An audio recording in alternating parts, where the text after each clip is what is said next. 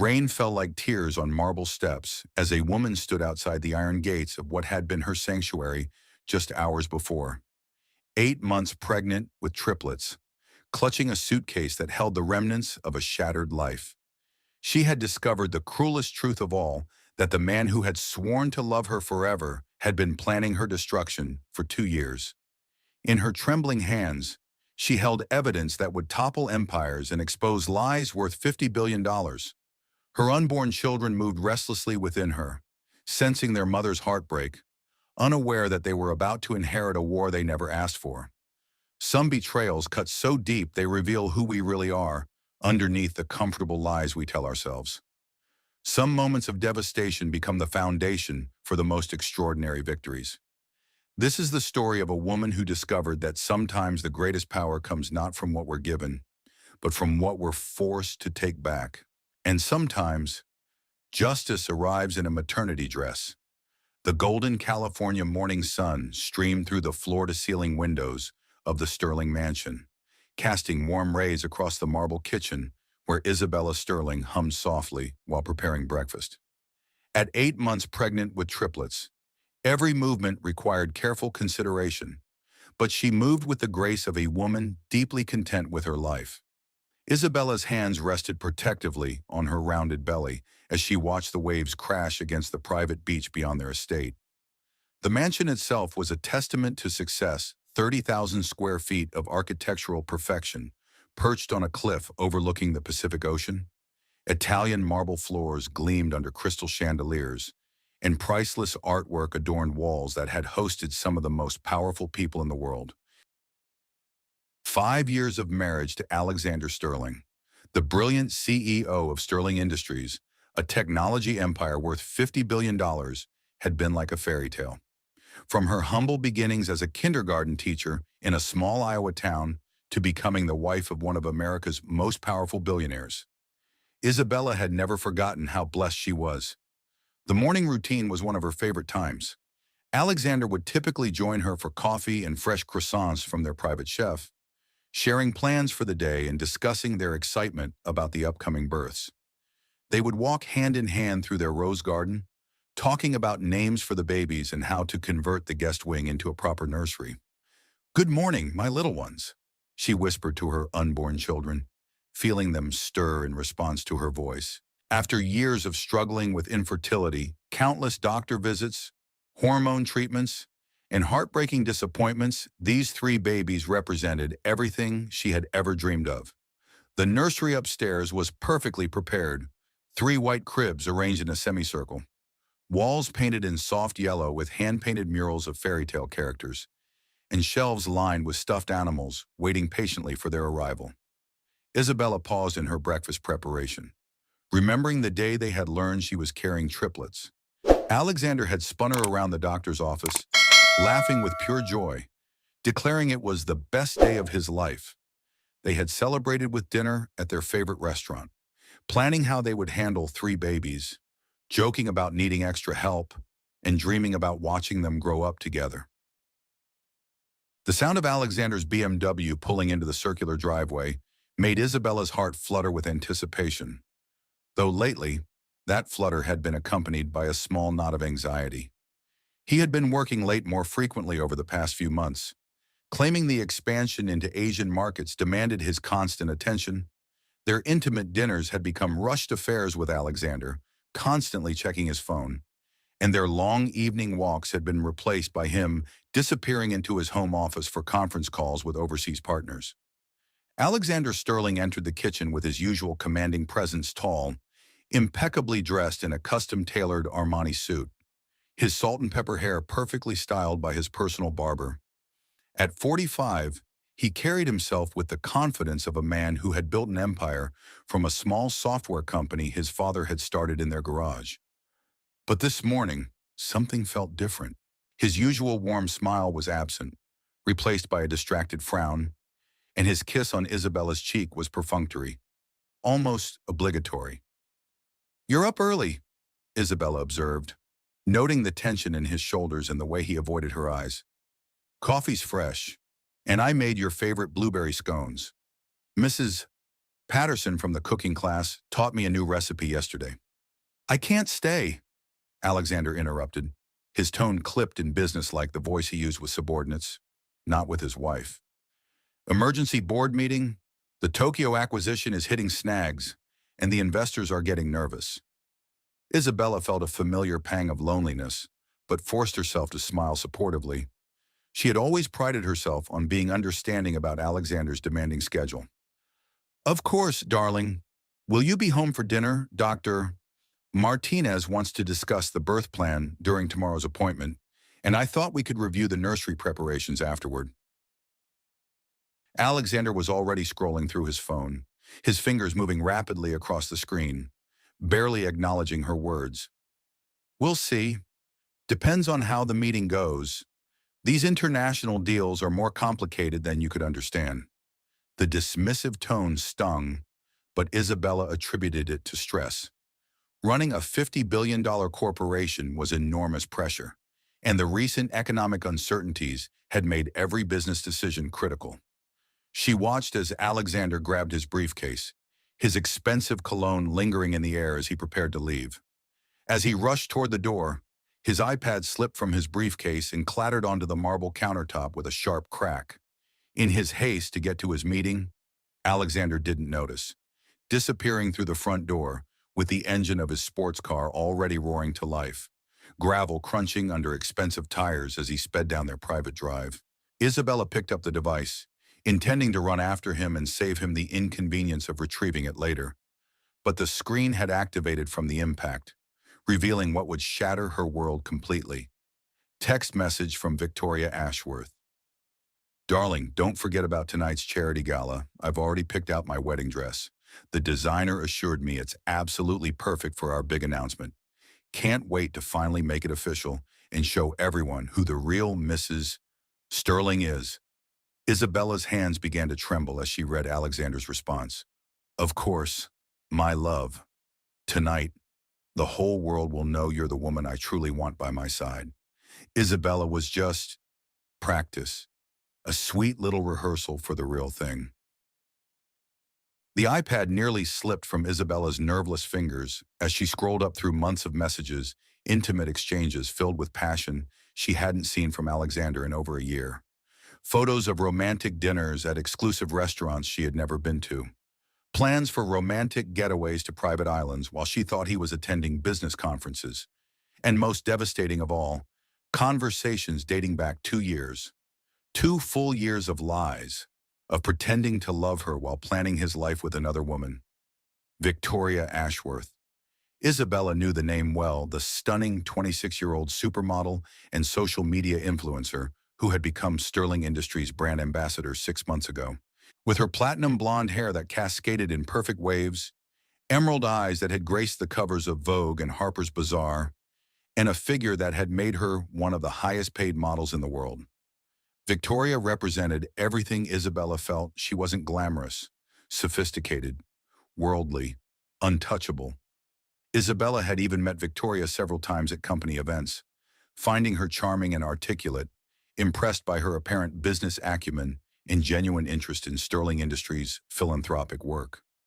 Victoria had complimented Isabella's pregnancy glow, asking thoughtful questions about the babies, even offering to help with planning the nursery.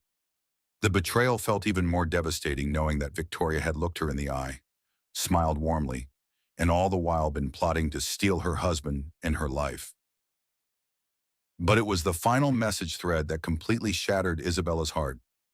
Victoria, what about the babies? 3 children will complicate our plans significantly.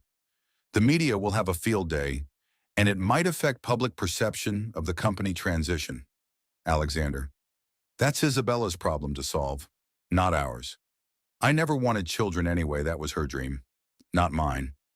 Once the divorce is finalized, she can have them and fight for whatever custody arrangement she wants. I'll be too busy building our new life together to care about playing daddy to kids I never asked for. Victoria, you're so practical, darling. That's what I love about you. Isabella can play house with her babies while we conquer the world. Alexander, exactly. She'll probably be happier as a single mother anyway. Teaching was always her passion. Maybe she can go back to that little Iowa town she came from and raise her kids there. Out of our way. Isabella's knees buckled, and she gripped the granite countertop for support, her knuckles white with the force of her grip. The babies seemed to sense her distress, moving restlessly in her womb, tiny kicks and turns that reminded her that 3 innocent lives depended on her strength. Tears streamed down her face as the full scope of her husband's betrayal became crystal clear. This wasn't just an affair. It was a calculated destruction of everything she held dear. A cold-blooded plan to discard her like yesterday's newspaper. The sound of Alexander's car returning sent panic shooting through Isabella's chest. He must have realized he'd forgotten his iPad. She quickly set it exactly where it had fallen, trying to compose herself. But her tear-stained face and shaking hands betrayed her emotional devastation. Alexander burst through the front door, his Armani suit slightly wrinkled from his hasty movements, eyes immediately spotting his device. There it is. I thought I'd left it in the car. He stopped mid-sentence, taking in Isabella's appearance with the calculating gaze of a man assessing a business problem. What's wrong with you? You look terrible. The coldness in his voice so different from the loving husband she thought she knew. So unlike the man who had held her hand through every doctor's appointment and painted the nursery walls himself, gave Isabella the courage she needed. I saw the messages. Alexander, she said quietly, her voice barely above a whisper but carrying the weight of absolute devastation. I know about Victoria. I know about tonight. I know about everything. For a moment, Alexander's carefully constructed mask slipped, revealing something cruel and calculating beneath the surface, something that had apparently been there all along, hidden behind expensive suits and philanthropic gestures. Then he straightened his tie, checked his Rolex, and smiled a smile completely devoid of warmth, remorse, or any recognition of the pain he was causing. Well, he said casually, as if discussing the weather or stock prices, I suppose that saves me the trouble of telling you myself. I was planning to have my lawyers handle it, but this works too. Isabella felt her heart hammering against her ribs so hard she wondered if the babies could feel it. Alexander, we're having babies. 3 babies. Your children. How could you, my children? Alexander laughed, a sound that made Isabella's skin crawl harsh, dismissive, entirely lacking in the warmth she had associated with her husband for 5 years. Isabella, let's not pretend this marriage was ever real. You were convenient, a sweet, naive little teacher from nowhere who made me look stable and family-oriented for the board of directors. But Victoria, she's my equal. Beautiful, sophisticated, ambitious, connected to European society. Everything a sterling wife should be. Isabella wrapped her arms around her belly protectively, feeling the babies responding to her elevated heart rate and stress hormones. These are your children. We planned them together. You said they were the best thing that ever happened to us. These. Alexander gestured dismissively at her pregnant form with the same casual disdain he might show for unwanted paperwork. Are your responsibility. I've already spoken with my lawyers about the cleanest way to handle this situation. Victoria and I will be married tonight at the gala, and you, well, you'll be gone. The words hit Isabella like physical blows, each one landing with devastating precision. Gone, Alexander. This is my home. These babies will be taken care of. I'm sure. You're resourceful. Alexander's phone buzzed, and he glanced at it with the first genuine smile Isabella had seen from him all morning. Victoria's confirming the final details for tonight. The prenup you signed was very thorough.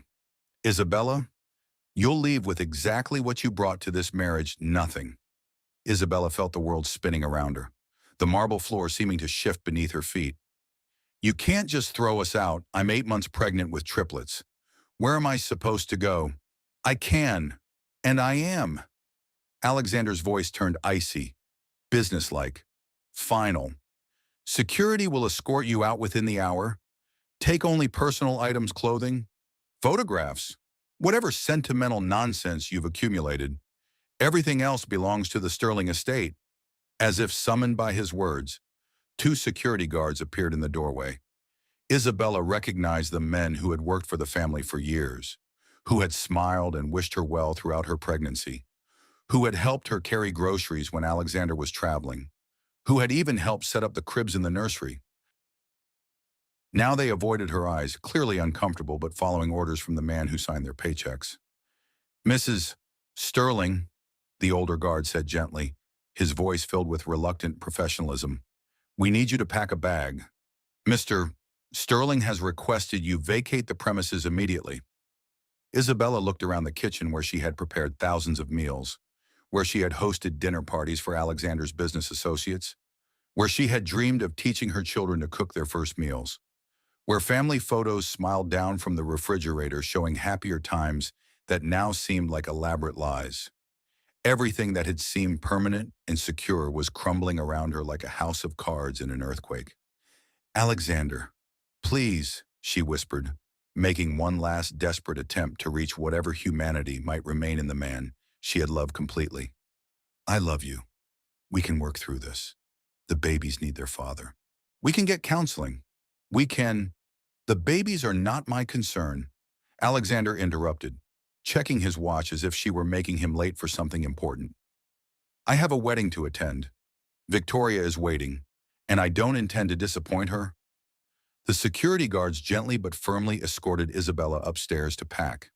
In the master bedroom, their bedroom, where they had made love, where they had shared dreams and fears, where Alexander had whispered plans for their future as they felt the babies kicking. She moved like a sleepwalker, grabbing random clothes and stuffing them into a small Louis Vuitton suitcase that had been a gift from Alexander on their third anniversary. On the nightstand sat the ultrasound photos from her last appointment, showing 3 tiny forms curled together in her womb, their faces already visible, their tiny hands seeming to reach for each other.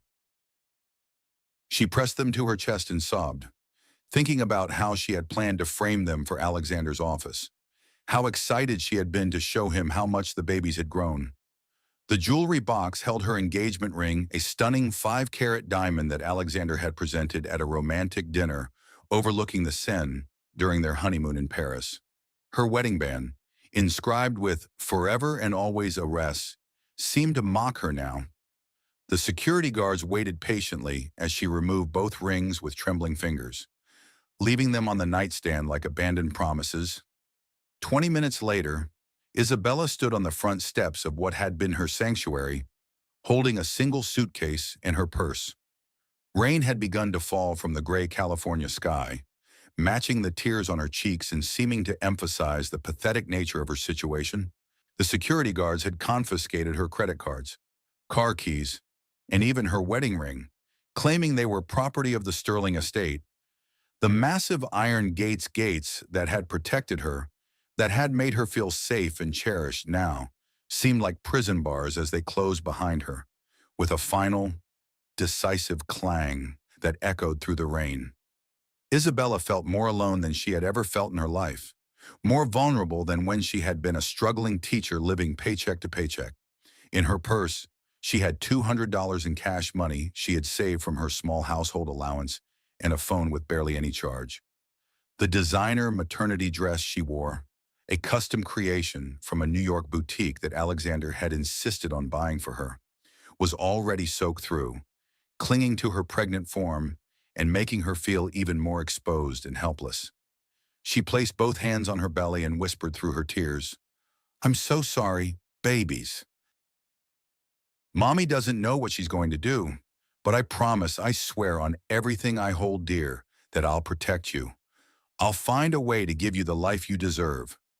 As Isabella stood shivering in the rain, watching the mansion where she had been so happy fade into the distance, her phone buzzed with an unknown number. Her first instinct was to ignore it, probably a telemarketer or wrong number, but something made her answer. "Mrs. Sterling, this is James Morrison, attorney at Morrison, Blackwell and Associates. I handled your father-in-law's estate when he passed away 2 years ago. We need to talk immediately. Sterling Sr. left some very specific provisions for you and his grandchildren, provisions that your husband knows nothing about." Isabella's heart jumped, a tiny spark of hope igniting in the darkness of her despair. Alexander's father had passed away 2 years ago from a sudden heart attack, and she had always felt he disapproved of Alexander's increasingly cold business practices and his growing distance from family values. Could there be some kind of hope after all? I don't understand, Isabella said, her teeth chattering from cold and shock, rain dripping from her hair and making it difficult to hear. Meet me at my office in 1 hour, Mrs. Sterling. There are things about your husband's inheritance that he doesn't know, things that could change everything. And Mrs. Sterling, bring those ultrasound photos. Your father-in-law was very specific about his grandchildren. As Isabella walked away from the mansion that had been her sanctuary, struggling with her suitcase and her pregnant belly, she didn't know that her nightmare was about to become Alexander Sterling's worst fear realized.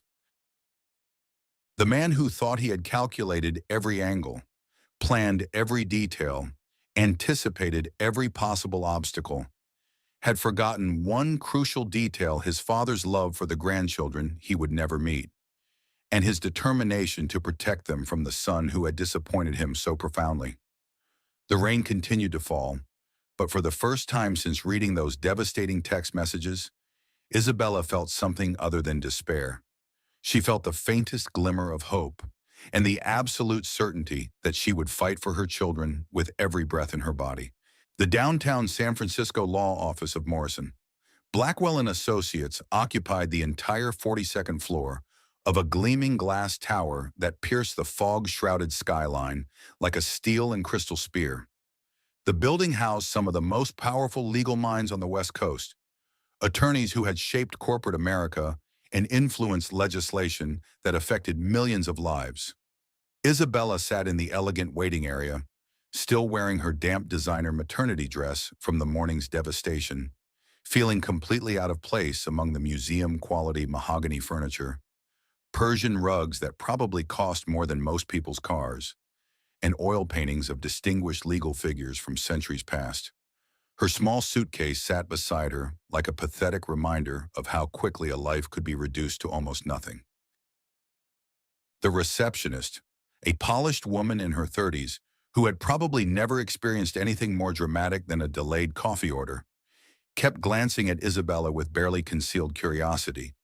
The story hadn't hit the news yet, but word traveled fast in the elite circles of San Francisco society, and a pregnant woman showing up at a top law firm with a suitcase on the same day as Sterling Industries' biggest charity gala was bound to raise questions. James Morrison emerged from his private office, a distinguished man in his 60s with silver hair, kind eyes behind wire-rimmed glasses, and the bearing of someone who had seen enough of human nature to be surprised by very little. He had served as Sterling Sr.'s personal attorney for over 30 years, handling everything from the company's initial incorporation to the complex international mergers that had built the Sterling empire. More importantly, he had been Sterling Sr.'s friend, one of the few people who had witnessed the older man's growing concern about his son's character. Mrs. Sterling, Morrison said warmly, extending his hand with genuine compassion. I'm so terribly sorry for what you've endured today. Please come into my office. We have a great deal to discuss. Morrison's private office was a testament to decades of legal success, floor-to-ceiling bookshelves lined with leather-bound legal texts, framed photographs showing him with presidents and Supreme Court justices, and a massive desk carved from a single piece of African mahogany. But what caught Isabella's attention was a framed photo on his desk showing him with Sterling Sr. at the groundbreaking ceremony for a children's hospital the company had funded. Your father-in-law was a remarkable man, Morrison began, settling into his chair and opening a thick file folder with Isabella's name written on the tab in Sterling Sr.'s distinctive handwriting. He built Sterling Industries from a two-person software company operating out of his garage into one of the most respected corporations in America. But more than that, he never forgot that business success meant nothing without personal integrity. Isabella leaned forward, hope and desperation warring in her chest. Mr. Morrison, I don't understand. Alexander inherited everything when his father died. The will reading was very straightforward. That will reading covered the public assets. Morrison interrupted gently. What Alexander received was his father's share of the company stock, the various properties, and the liquid assets that were part of the general estate, but Sterling Sr. made some very specific changes to his will in the months before his death changes that were kept strictly confidential. Morrison opened the file and withdrew several documents, each bearing official seals and notarizations. When Sterling Sr. learned of your pregnancy 3 months before his death, he made some very particular provisions.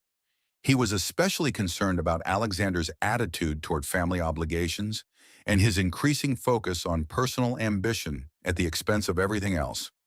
Isabella's hands trembled as she accepted the tea Morrison's assistant brought in. What kind of provisions? Your father-in-law left 40% of Sterling Industries stock directly to you, Morrison announced quietly, watching Isabella's face carefully. Not to Alexander's future children, not in a trust fund with restrictions directly to you, Isabella Sterling, as the mother of his grandchildren and as the person he believed could best preserve the company's original values. The words hit Isabella like a thunderbolt, so unexpected and significant that she couldn't immediately process their meaning. 40%, but that would make me the largest single shareholder of Sterling Industries, Morrison confirmed with a slight smile. Alexander controls 35% of the stock, which was his original inheritance. Various board members, investors, and employee stock ownership plans control the remaining 25%. Your 40% gives you effective control of a company worth approximately $50 billion. Isabella felt dizzy, the magnitude of what Morrison was telling her almost impossible to comprehend. But why didn't anyone know about this? Why wasn't it announced? Sterling Sr. was very specific about the conditions, Morrison explained, pulling out another document. The inheritance only takes effect under two very particular circumstances. First, that you successfully give birth to his grandchildren, and second, that Alexander demonstrates what the will specifically terms profound betrayal of family obligations, resulting in the abandonment of his pregnant wife. Morrison's expression hardened slightly. Throwing his 8 months pregnant wife out of their home to marry his mistress certainly qualifies as profound betrayal. Isabella's mind reeled as Morrison continued pulling documents from the folder.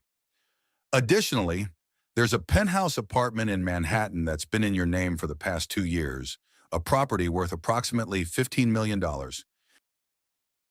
There's also a trust fund containing $10 million in liquid assets that activates today, and several other properties around the world that Sterling Sr. wanted to ensure would be available for his grandchildren's future. Morrison handed Isabella a small USB drive, its weight seeming far greater than its actual mass. Most importantly, there's this. Sterling Sr. recorded a message before his death, a message he wanted you to understand exactly why he made these provisions. With trembling fingers, Isabella inserted the USB into Morrison's computer.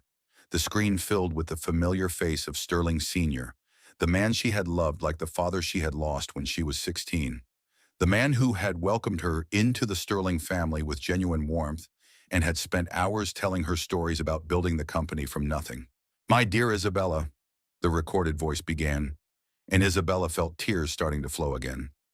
If you're watching this message, it means that Alexander has shown his true nature, and I am deeply, deeply sorry for the pain my son has caused you and my grandchildren. Sterling Sr. paused in the recording, his lined face showing the weight of disappointment and determination. I want you to know that this betrayal doesn't surprise me, though it breaks my heart. Alexander has always possessed brilliance and ambition, but he has somehow lost the most important qualities for true success: compassion, loyalty, and the understanding that family is the only legacy that truly matters. Isabella sobbed as the man who had built an empire continued speaking from beyond the grave, his voice filled with the authority of someone who had seen both the best and worst of human nature. I built Sterling Industries to create something meaningful, to provide families with the technology tools they needed to build better lives, to use our success to lift up our communities. Alexander sees only profit margins, market share, and personal advancement. He has forgotten that the company exists to serve others, not to serve him. The recording continued with Sterling Sr.'s voice growing stronger, more determined. You, My dear daughter, and you are my daughter in every way that matters, understand what family means. You've shown nothing but love, loyalty, and genuine care for others, even when Alexander began to pull away and focus entirely on his own ambitions. That's why I'm entrusting my life's work to you. Not just the money, though, that will give you the freedom to make the right choices, but the responsibility of leading Sterling Industries back to its original purpose. Isabella pressed her hands to her belly as Sterling Sr.'s final words filled the office. Love those babies with everything you have. Isabella, teach them that wealth means nothing without integrity, that success means nothing without compassion, and that family is the only treasure worth fighting for. And know that you have my complete faith in your ability to lead this company into a future that would make me proud. Morrison handed Isabella tissues and waited patiently for her to compose herself. The magnitude of what Sterling Sr. had done was beginning to sink in. He had essentially given her the power to reclaim not just her life, but the soul of the company his son was preparing to destroy. There's more. I'm afraid, Morrison said softly. The USB contains additional information that your father-in-law gathered about Alexander's recent activities, information that explains why he was so concerned about the company's future direction. The next folder Morrison opened revealed a devastating collection of evidence that painted Alexander as not just an unfaithful husband, but a corporate criminal. Financial records showed that he had been secretly transferring company assets to offshore accounts in the Cayman Islands and Switzerland. Email correspondences revealed his plan to merge Sterling Industries with Victoria's family's European fashion empire, a merger that would have left thousands of American employees without jobs and shareholders without recourse. Most damning of all were documented bribes paid to regulatory officials in 3 countries to smooth the path for questionable business deals, and evidence of accounting fraud designed to inflate the company's apparent value while Alexander secretly siphoned resources for his personal use. Sterling Sr. had been investigating these activities for months before his death, Morrison explained, his voice heavy with disappointment. He suspected that Alexander was planning to essentially steal the company and rebuild it with Victoria as his partner, using the Sterling name and reputation to legitimize what was essentially an elaborate fraud scheme. Isabella stared at the documents in disbelief, her image of Alexander already shattered by his personal betrayal crumbling even further. He always seemed so ethical in business matters. The company has won awards for corporate responsibility. Power corrupts, Mrs. Sterling, and absolute power corrupts absolutely, Morrison replied sadly. Your husband has been living a double life for quite some time, the public face of corporate responsibility and family values, while privately planning to destroy everything his father built. Morrison leaned forward, his expression growing serious. Which brings me to tonight's charity gala. Isabella's blood turned cold at the mention of the event where Alexander planned to marry Victoria. What about it? According to our sources within the company, Alexander plans to announce not just his marriage to Victoria, but also a major restructuring of Sterling Industries. He intends to use the celebratory atmosphere and the presence of board members and major investors to manipulate them into approving changes that would essentially give him and Victoria complete control of the company. Morrison paused, letting the implications sink in. However, as the majority shareholder, you have the legal right to attend any company function and address the board at any time.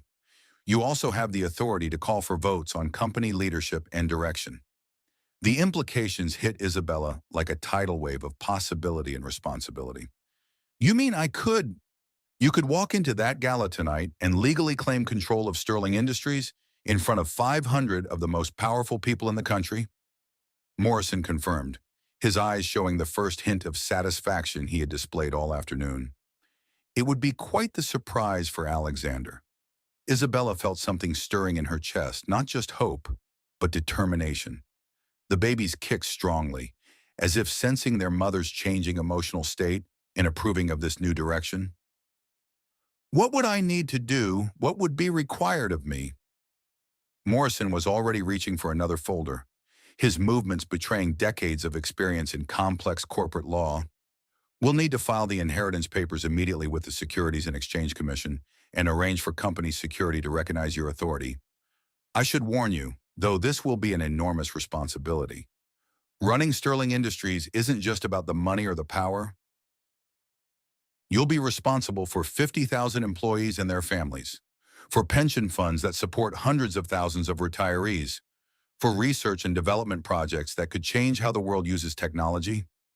Isabella placed her hands on her belly, thinking of her 3 unborn children and the legacy Sterling Sr. had tried to preserve for them.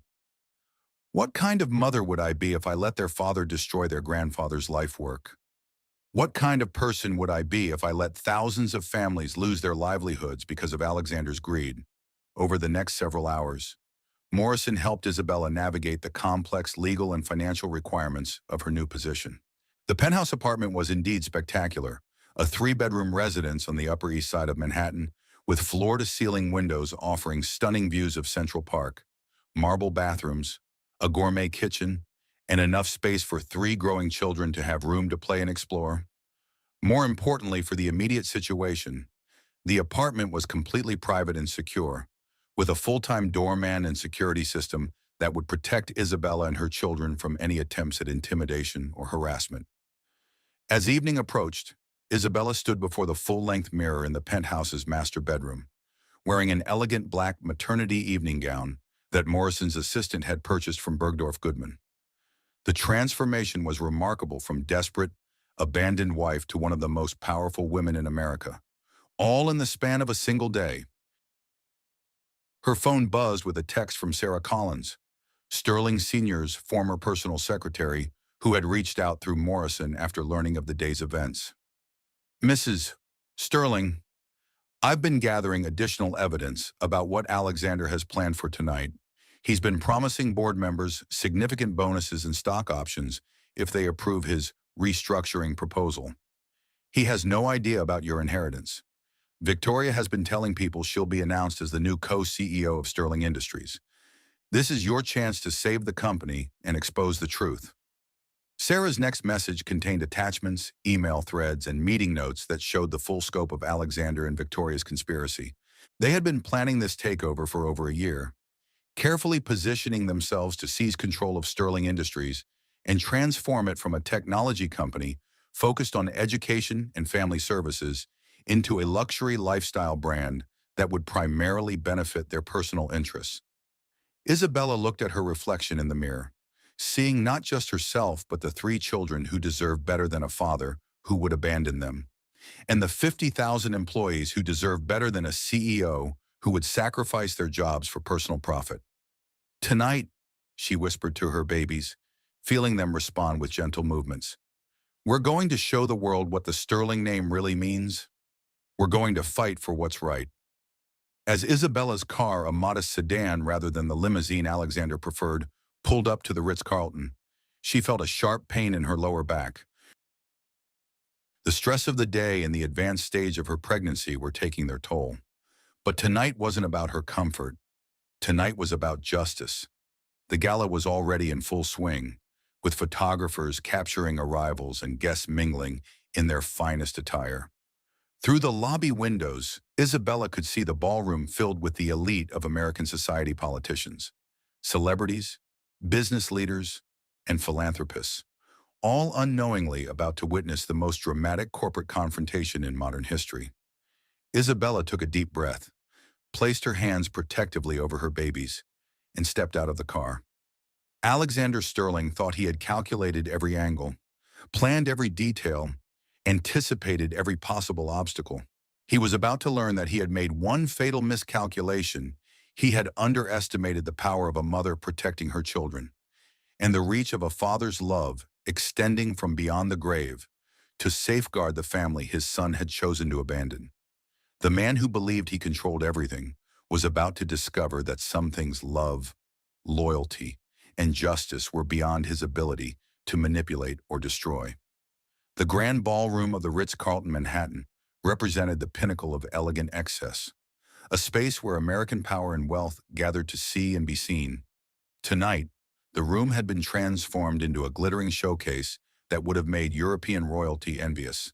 massive crystal chandeliers, each containing thousands of individual crystals, cast prismatic rainbows across the silk-draped walls. Tables for 8 were arranged throughout the space, each adorned with centerpieces of white orchids flown in from Thailand, golden candles in antique holders, and place settings of finest bone china and sterling silver. 500 of America's most influential figures mingled beneath a ceiling painted with Renaissance-style murals depicting scenes of prosperity and achievement. Senators chatted with Supreme Court justices, Hollywood celebrities posed for photos with tech billionaires, and Fortune 500 CEOs discussed deals that would affect millions of lives. The gentle tinkling of champagne flutes created a sophisticated symphony punctuated by laughter and the whispered negotiations that shaped the nation's economic landscape. At the center of it all stood Alexander Sterling, resplendent in a custom tuxedo from Savile Row that had cost more than most people's annual salary. His arm was wrapped possessively around Victoria Ashworth, who radiated confidence and ambition in a stunning silver gown that caught and reflected the chandelier light with every calculated movement. The dress, designed by a couturier who normally created gowns for European princesses, was cut to perfection, emphasizing every curve while maintaining an aura of sophisticated elegance. They were the picture of power and beauty, the billionaire CEO at the height of his influence and his stunning fiancée, a woman who had graced magazine covers worldwide and commanded millions of dollars for a single modeling contract. Guests approached them in a steady stream, offering congratulations and seeking favor.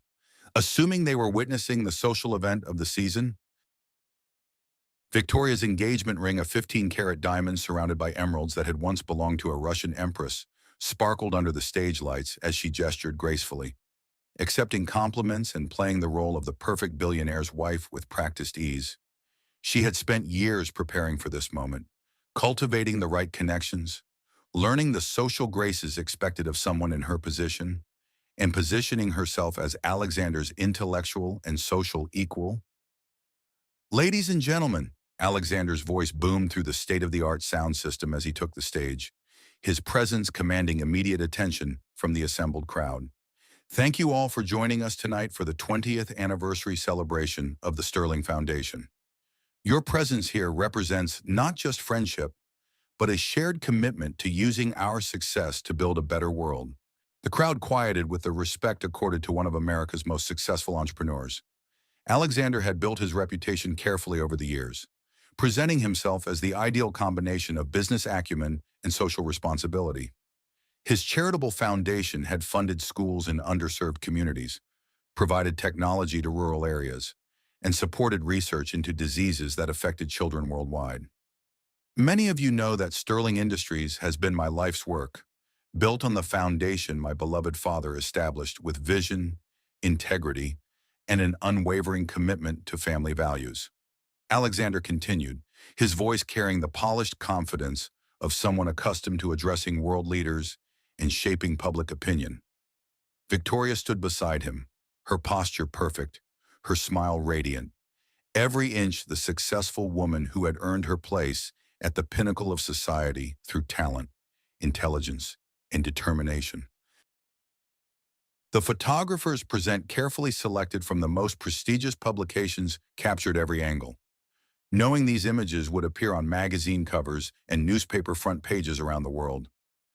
Tonight, I'm thrilled to announce that Victoria Ashworth, soon to be Victoria Sterling, will be joining me not just as my wife, but as co-CEO of Sterling Industries, bringing fresh vision, international connections, and innovative thinking to our company's next chapter.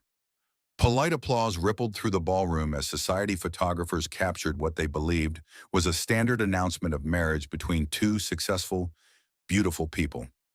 The guests smiled and nodded, many of them making mental notes about investment opportunities and business connections that might arise from this union. Alexander raised his champagne flute, the crystal catching the light as he prepared for what he believed would be his greatest triumph. "So please join me in toasting not just our engagement, but the dawn of a new era for Sterling Industries, an era of unprecedented growth, international expansion, and innovative, the massive mahogany doors at the back of the ballroom swung open with dramatic force, the sound cutting through Alexander's speech like thunder through a clear summer sky. Every head in the room turned as Isabella Sterling entered, her black maternity evening gown elegant and sophisticated despite her obviously advanced pregnancy.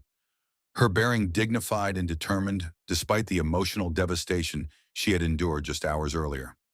A collective gasp swept through the crowd like a wave, followed immediately by the electric buzz of whispered speculation.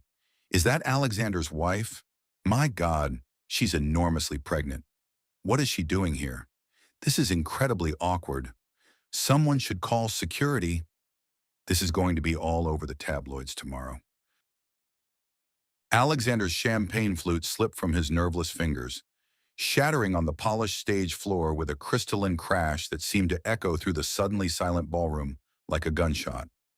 Victoria's face drained of all color, her confident smile freezing into something resembling a death mask as she recognized the woman who represented the greatest threat to everything she had worked to achieve. Isabella walked slowly down the center aisle, her hand resting protectively on her belly, her eyes never wavering from Alexander's shocked face. Despite her pregnancy and the trauma of the day, she moved with the dignity of a woman who had discovered her true strength. Morrison followed several steps behind, carrying a leather briefcase and wearing the expression of a man who had waited years for this moment of justice. The crowd parted before Isabella like the Red Sea, everyone straining to witness what was clearly about to become the scandal of the decade. Cell phones appeared throughout the ballroom despite the event's strict no-recording policy, as guests realized they were about to witness something extraordinary that would be discussed in society circles for years to come. "Alexander!" Isabella called out, her voice carrying clearly through the silent ballroom with surprising strength and authority. "I hope I'm not interrupting anything important." The irony in her words was unmistakable, and several guests exchanged meaningful glances, recognizing that they were witnessing the beginning of what would likely be a very public and very messy confrontation between one of America's most powerful couples. Alexander struggled to regain his composure, gripping the microphone stand for support, his knuckles white with tension. "Isabella, what are you? How did you?" "This is a private event." "Actually," Isabella interrupted, stepping onto the stage with Morrison's assistance, her movement graceful despite her pregnancy. "As the majority shareholder of Sterling Industries, I have every legal right to address the board at any company function." The words hit the ballroom like a bomb, the impact so shocking that for a moment, the only sound was the gentle tinkling of champagne flutes as nervous hands set them down on tables. Board members throughout the crowd looked confused, then alarmed, then deeply concerned as the implications began to sink in. Victoria grabbed Alexander's arm, her perfectly manicured nails digging into his expensive tuxedo as she whispered urgently in his ear, but his face showed nothing but blank shock and growing panic. "Majority shareholder," came a voice from the crowd, the chairman of Goldman Sachs, a man whose opinion could move markets. "Alexander, you own Sterling Industries." Isabella accepted the microphone from her stunned husband with a slight nod, her movements deliberate and confident. "I'm afraid that's not entirely accurate. Ladies and gentlemen, my name is Isabella Sterling, and I am the legal wife of Alexander Sterling and the mother of his 3 unborn children." She paused, allowing the weight of her words to settle over the assembled crowd. "I'm also, as of this morning, the owner of 40% of Sterling Industries stock, making me the largest individual shareholder of the company." The ballroom erupted in shocked conversations as the implications of Isabella's announcement began to reverberate through the crowd. Investors, board members, and business leaders immediately began calculating what this meant for their own interests and investments. Alexander found his voice, though it cracked with panic. "That's impossible. My father left everything to me. This woman is obviously having some kind of breakdown." Morrison stepped forward, opening his briefcase with theatrical precision, his movements deliberately slow and formal. "Mr. Sterling, your father amended his will 2 years ago. Would you like me to read the relevant sections aloud to this distinguished gathering? Isabella felt a sharp pain shoot through her lower back, stronger than the others she had been experiencing, but forced herself to continue. The babies seemed to be responding to her stress and elevated heart rate, but she had come too far to stop now. I didn't come here to embarrass anyone or create a scene, Isabella announced, her voice growing stronger with each word. I came because the board of directors deserves to know the truth about the new era being proposed for Sterling Industries.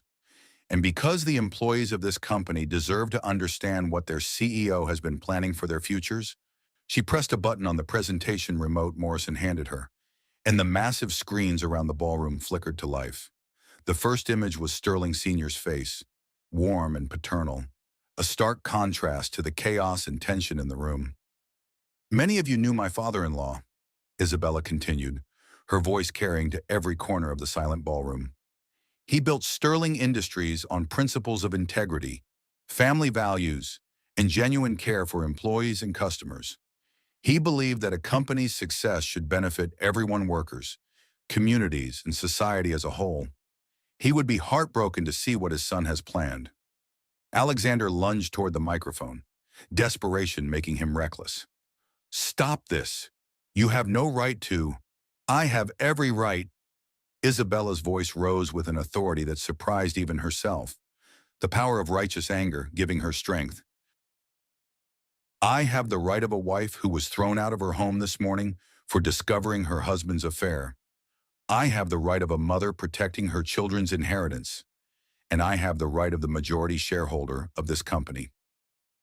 The ballroom erupted in shocked conversations, the sound like a tsunami of whispered speculation and amazed commentary.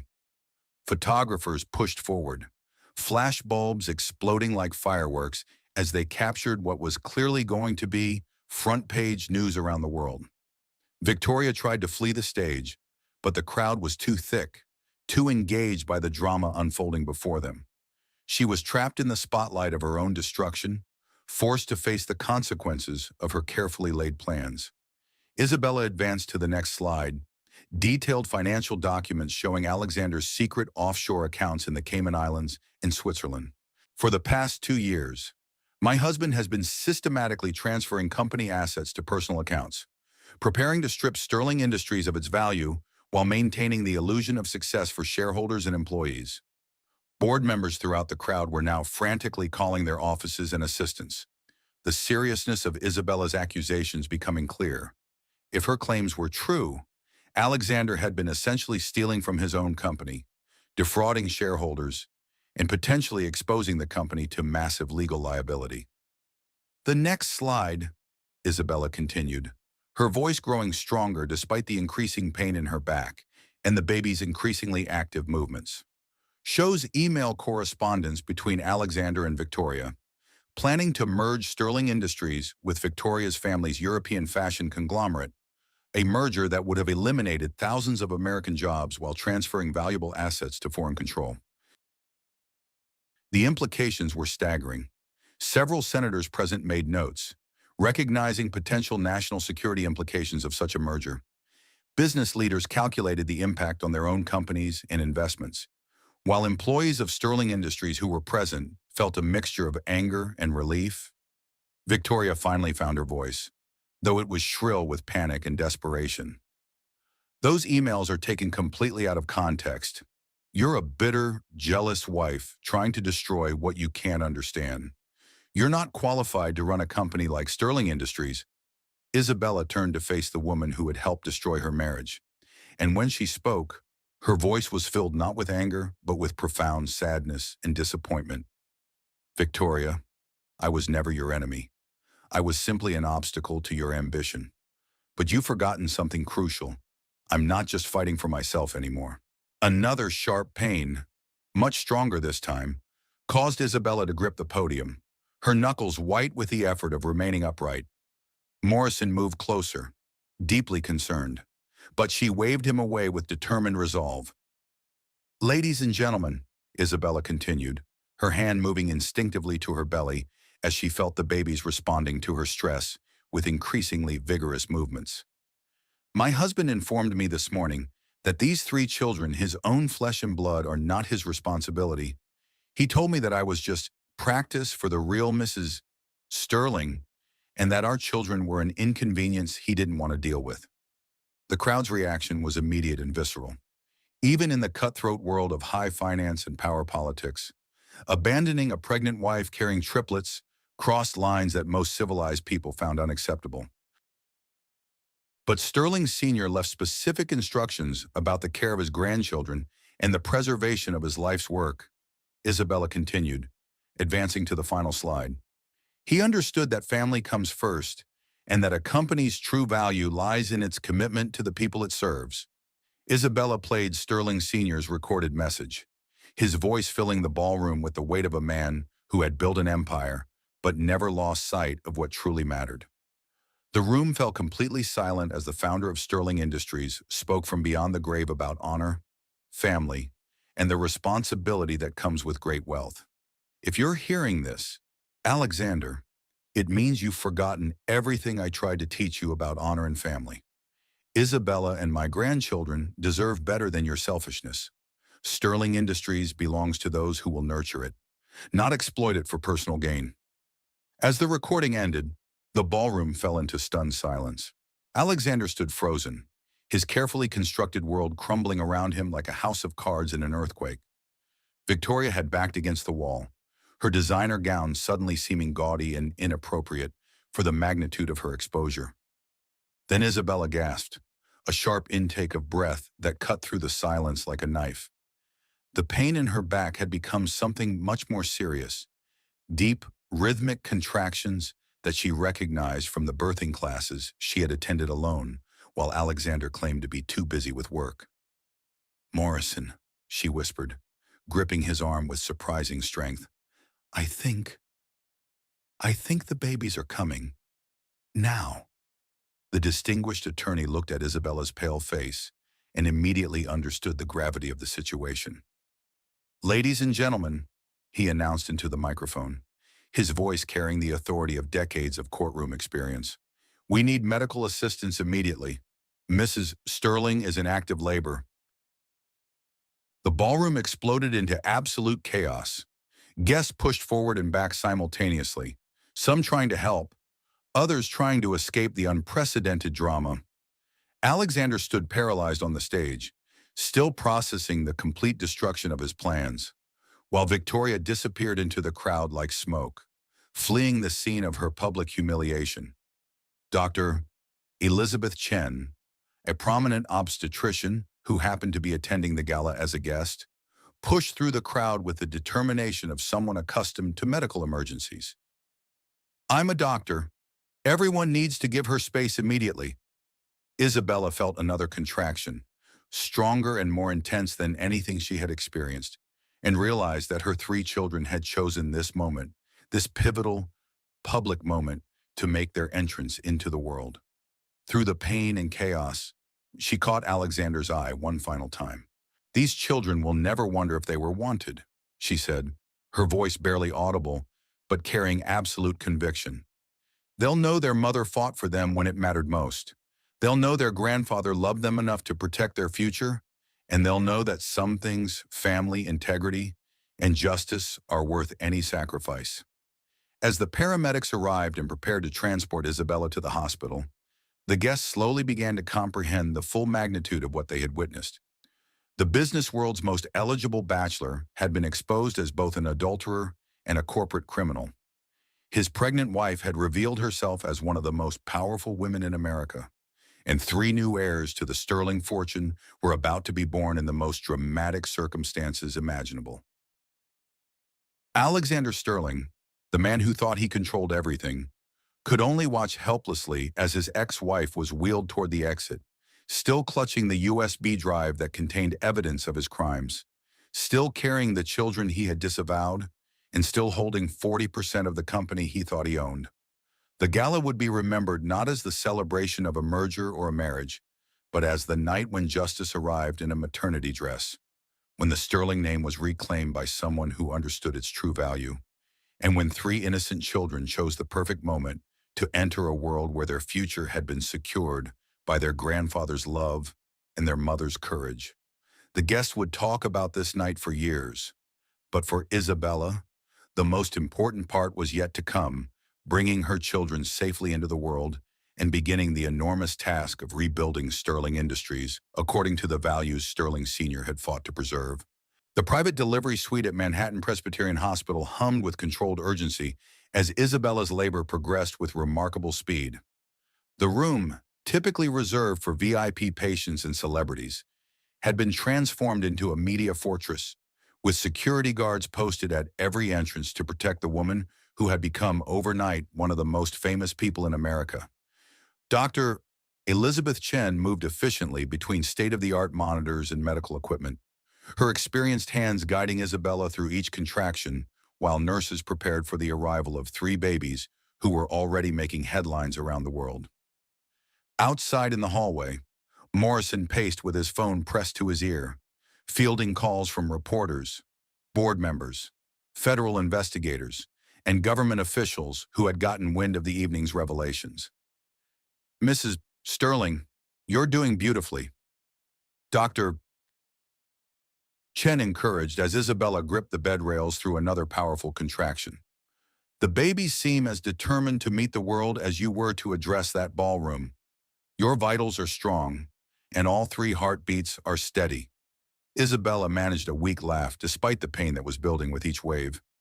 "They have perfect timing, just like their grandfather. I think Sterling Sr. would have loved this dramatic entrance." Through the hospital room's floor-to-ceiling windows, the lights of Manhattan twinkled like terrestrial stars, and Isabella could see the early edition newspaper headlines already being projected on the massive Reuters building in Times Square. "Sterling Scandal Rocks Wall Street." "Pregnant Wife Exposes Billionaire's Crimes at Charity Gala," and "Triplets to Inherit Fortune as Father Faces Federal Charges." The door burst open as Alexander appeared, still wearing his tuxedo, but looking haggard and desperate, his perfect hair disheveled and his face showing the strain of a man whose world had collapsed in the span of a single evening. Morrison moved to block him, but Isabella raised her hand with surprising authority. "Let him speak," she said quietly, her voice steady despite the pain. "But make it quick. Your children are about to be born, and I won't have them hearing their father's voice filled with lies and manipulation." Alexander approached the bed hesitantly, as if seeing his wife clearly for the first time in years. His eyes took in her pale but determined face, her hands protectively placed on her belly, and the medical equipment monitoring 3 lives he had claimed weren't his responsibility. "Isabella, please," he began, his voice cracking with what might have been genuine emotion or calculated desperation. "We can work this out. The board is in complete panic. The stock price has crashed 40% in the last 2 hours. Reporters are calling for investigations. You don't understand the complexity of running a corporation like Sterling Industries."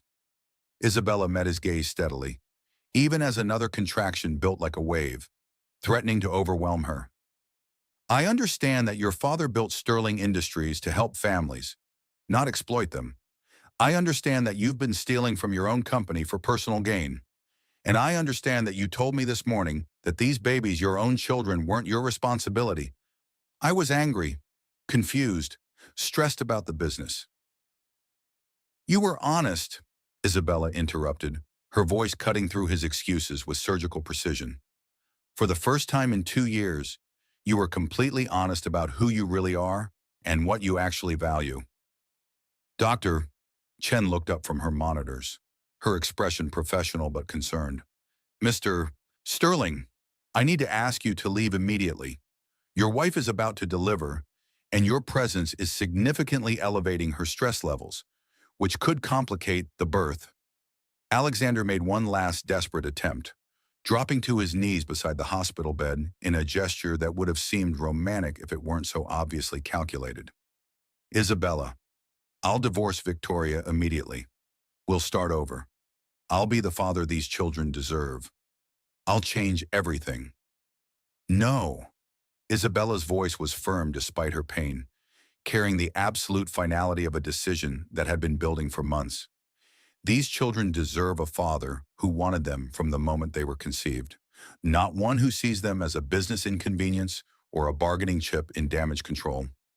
Security guards appeared in the doorway, not Alexander's corporate security team, but hospital personnel responding to the chaos surrounding one of the most famous women in America.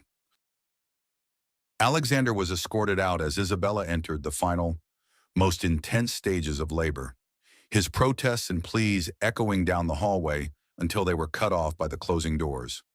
Outside the hospital, media vans lined the street like an army of modern siege engines. Reporters from around the world had descended on Manhattan Presbyterian, understanding that they were witnessing one of the biggest business scandals in American history unfolding in real time.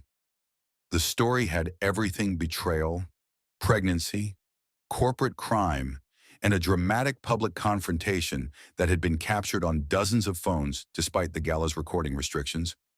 At 12:47 a.m., after 18 hours of labor that began with Alexander's betrayal and ended with Isabella's triumph, William Sterling was born. He entered the world with a lusty cry that seemed to announce his determination to thrive, weighing 6 pounds, 2 ounces, remarkably healthy for a baby born 5 weeks early.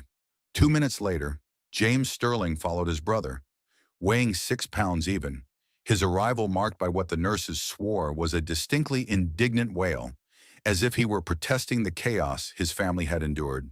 Finally, at 12:52 a.m., Michael Sterling completed the trio, weighing 5 pounds, 14 ounces, but with lungs that proved he was every bit as determined as his brothers to make his presence known to the world. Isabella held her sons for the first time as dawn broke over Manhattan, feeling a peace and completeness she hadn't known was possible.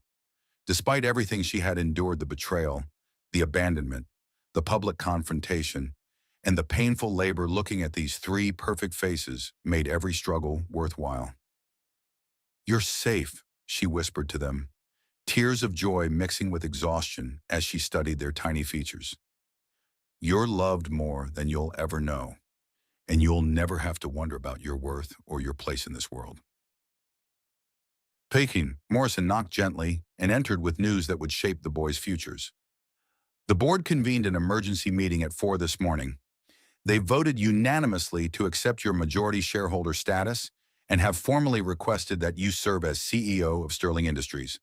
Pending a full transition of power, Alexander has been suspended immediately pending investigation of the financial irregularities. Isabella looked at her sleeping sons, each one perfect and innocent, then back at Morrison. And Victoria disappeared sometime during the chaos at the hospital. Morrison reported with a slight smile of satisfaction. Her apartment was cleared out by this morning, and passport records show she flew to Switzerland on a private jet at 6 a.m. However, the fashion merger documents were all fraudulent.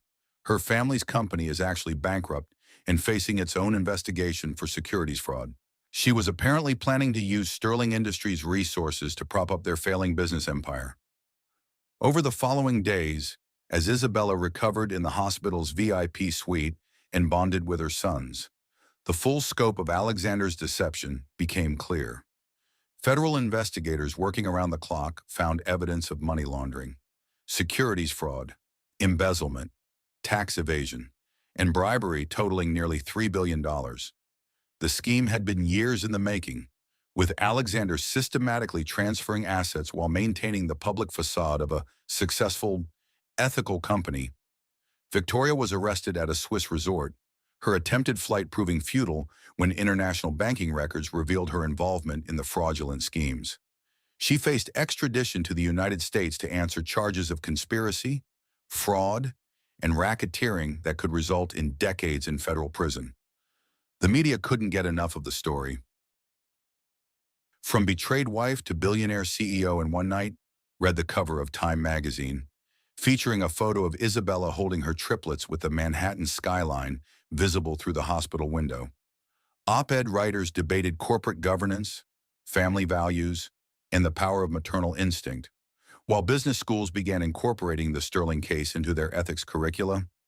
Women's organizations around the world hailed Isabella as a symbol of strength and resilience. She received thousands of letters from women who had faced similar betrayals, drawing inspiration from her refusal to accept defeat. The story resonated particularly strongly with working mothers, who saw in Isabella's struggle a reflection of their own challenges balancing family responsibilities with professional ambitions.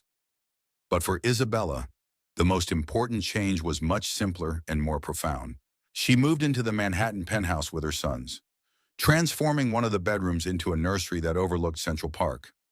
Every morning, she would hold each baby and tell them about their grandfather, the man who built an empire, but valued family above all else, who had protected them even from beyond the grave.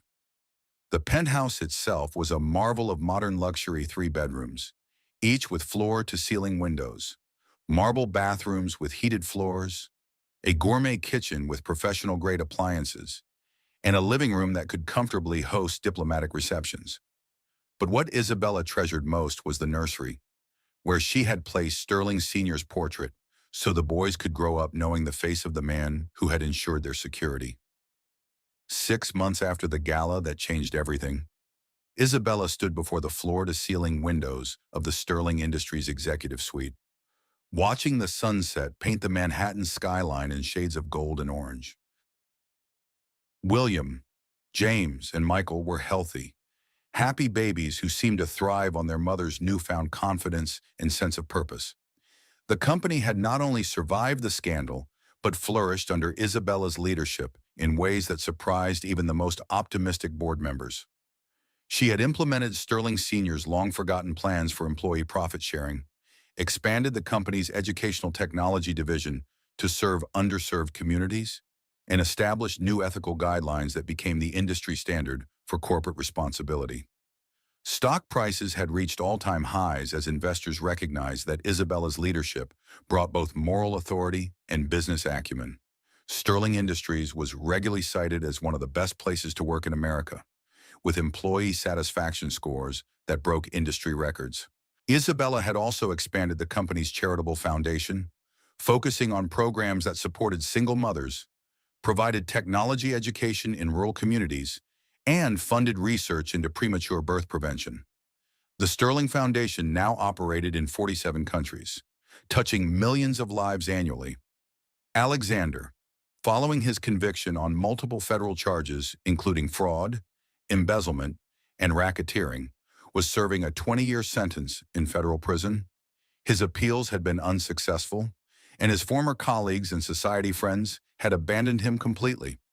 The man who had once commanded respect and fear in corporate boardrooms now spent his days in a minimum security facility, his future destroyed by his own greed and betrayal.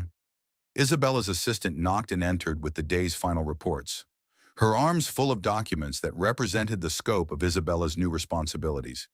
Mrs. Sterling, the Hartford acquisition went through successfully. Our educational technology platforms will now be available in over 5,000 schools nationwide, reaching more than 2 million students. Also, there's a call holding from the president's office something about serving on the National Education Advisory Board. Isabella smiled, still sometimes amazed by the transformation her life had undergone in such a short time. Tell them I'll call back after I put the babies to bed. Family comes first, always. As she prepared to leave the office that had once been Alexander's domain, Isabella paused at a framed photo on her desk, the last ultrasound image of her 3 sons, taken when she still believed her marriage was perfect and her future secure. Next to it sat newer photos, William, James, and Michael at 6 months old, laughing in the penthouse nursery with Central Park visible through the windows behind them, and a photo of all 4 of them at Sterling Sr.'s grave, where Isabella had taken the boys to introduce them to their grandfather. Her phone buzzed with a text from an unknown number. Despite changing her number multiple times and having the prison's communications monitored, Alexander occasionally managed to contact her, usually sending rambling apologies and pleas for forgiveness. This message was different. Isabella, I know you'll never forgive me, and I don't deserve forgiveness. But I want you to know that watching you at that gala was the first time I truly saw who you are, not the sweet teacher I married for appearances, but the strongest, most capable person I've ever known. Our sons are incredibly lucky to have you as their mother. I threw away everything that mattered for things that meant nothing. I hope someday they can forgive me. Even if you can't, Ipakum. Isabella read the message twice, then deleted it without responding, as she had all the others. Alexander had made his choice when he decided his family was disposable, when he chose greed over love, ambition over integrity. Now she and her sons were building something better, a life based on the values Sterling Sr. had fought to preserve. That evening, as Isabella performed the nightly ritual of tucking each of her sons into their cribs, she whispered the same words she had said every night since their birth. You are wanted, you are loved, you are the most important thing in the world, and tomorrow we'll continue making Grandpa Sterling proud. Through the nursery windows, the lights of Manhattan sparkled like promises of all the possibilities that lay ahead. Isabella Sterling had learned that sometimes the most devastating betrayal can become the foundation for the most extraordinary triumph.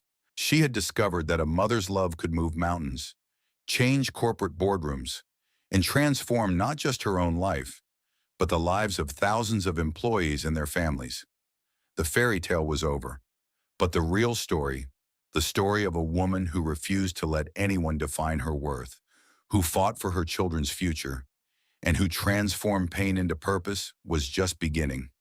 1 year later, Isabella stood at the podium of the World Economic Forum in Davos, Switzerland, addressing an audience of global leaders about the future of ethical business practices. In the front row sat Morrison, now serving as chairman of the Sterling Industries board, holding William while two nannies managed James and Michael, who were walking and getting into everything with the determination that seemed to run in the Sterling family. A year ago, Isabella told the assembled presidents, prime ministers, and CEOs, I thought my life was over. I was 8 months pregnant, homeless, and betrayed by the person I trusted most. But I learned something that no business school textbook could teach me, that our greatest disasters often become our greatest opportunities. If we have the courage to claim them and the wisdom to learn from them. She looked at her sons, who waved enthusiastically despite their formal attire, their bright eyes taking in the impressive gathering with curiosity rather than intimidation. Leadership isn't about having all the answers or controlling every outcome, Isabella continued, her voice carrying the authority of someone who had been tested by fire and emerged stronger. It's about protecting what matters most, fighting for what's right, and never accepting that someone else's definition of your worth is the final word. It's about understanding that true power comes not from what you can take, but from what you can give.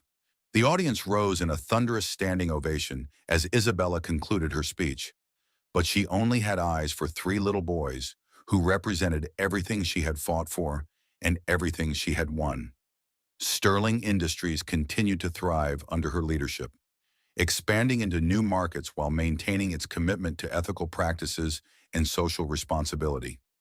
The Sterling Foundation had educated over 10 million children worldwide, and Isabella Sterling had become one of the most respected business leaders of her generation, frequently mentioned as a potential candidate for high government positions. But her greatest achievement would always be the 3 sons who called her Mama, and who would grow up knowing that they were wanted, loved, and capable of changing the world just like their mother had done.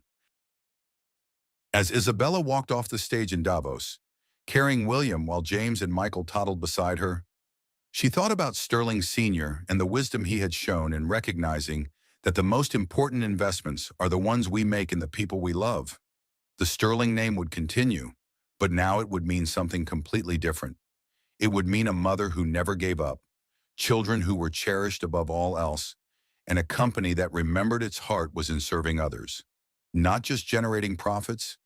In the end, Isabella realized, Alexander had given her the greatest gift possible. He had freed her to become the person she was always meant to be, and for that, in some strange way, she would always be grateful. The Harvard Business School auditorium was packed to capacity as Isabella Sterling approached the podium to deliver the commencement address to the graduating class of 2029. At 5 years old, William, James, and Michael sat in the front row, wearing matching navy blue suits and ties, their serious expressions a comical contrast to their fidgeting energy as they tried to sit still for their mother's big moment. Isabella had come a long way from the terrified pregnant woman who had been thrown out of her own home. Now 33, she commanded respect as one of the most innovative CEOs in corporate America, having transformed Sterling Industries into a model for ethical business practices while achieving unprecedented financial success. 5 years ago, Isabella told the assembled graduates, her voice carrying easily through the acoustically perfect auditorium. I thought my life was over. I was 8 months pregnant with triplets, homeless, betrayed by the person I trusted most, and facing an uncertain future with no resources and no plan. But I learned something that day that no business school textbook could teach me, that our greatest disasters often become our greatest opportunities, if we have the courage to claim them and the wisdom to transform pain into purpose. She paused, looking out at the sea of young faces preparing to enter the business world, knowing that some of them would face their own tests of character and integrity. I learned that leadership isn't about having all the answers or controlling every outcome. It's about protecting what matters most, fighting for what's right, and never accepting that someone else's definition of your worth is the final word. It's about understanding that true success is measured not by what you accumulate, but by what you contribute. Isabella looked at her sons, who had given up any pretense of formal behavior and were now quietly playing with small toys they had smuggled into the auditorium. William, the natural leader, was organizing some elaborate game involving James and Michael, their blonde heads bent together in concentration. These three little boys, Isabella continued, her voice filled with unmistakable love and pride, taught me that sometimes the greatest victories come not from defeating our enemies, but from refusing to let their actions define our future. They taught me that family is not just about blood relations, but about the people who stand by you when everything falls apart and help you build something better from the pieces. The audience was completely silent, hanging on every word from a woman whose story had become legendary in business circles around the world. When I walked into that charity gala 5 years ago, 8 months pregnant and carrying evidence of my husband's crimes, I wasn't thinking about corporate strategy or market position. I was thinking about three unborn children who deserved better than a father who would abandon them, and a legacy that had been corrupted by greed and ambition. Isabella's voice grew stronger, more passionate. I was thinking about the 50,000 employees of Sterling Industries and their families, who deserved better than a CEO who would sacrifice their jobs for personal profit. I was thinking about my father-in-law, who had built something meaningful and watched his son prepare to destroy it. The graduates leaned forward, recognizing that they were hearing not just business advice, but a personal testimony about the power of standing up for what's right, even when the cost seems overwhelming. Today, Sterling Industries employs over 100,000 people worldwide. We've maintained our position as a technology leader while pioneering new standards for corporate social responsibility. Our employees enjoy profit sharing, comprehensive health care, and educational opportunities for their children. Our charitable foundation operates in 68 countries, providing education and technology resources to communities that need them most. Isabella paused, letting the magnitude of those achievements sink in. But none of that would matter if it had come at the cost of the things that truly matter: family, integrity, and the understanding that business exists to serve humanity, not the other way around. As she concluded her speech, Isabella offered the graduates a challenge that had guided her own transformation. When you face your own moments of crisis, and you will face them, because that's part of the human experience, remember that you have a choice. You can let those moments break you, or you can let them reveal who you really are and what you're truly capable of achieving. You can accept someone else's definition of your limitations, or you can write your own story of what's possible. The audience rose in a thunderous standing ovation that lasted nearly 5 minutes. But Isabella's attention was entirely focused on three little boys who were beaming at their mother with unmistakable pride, even if they didn't fully understand why all these people were clapping so enthusiastically. After the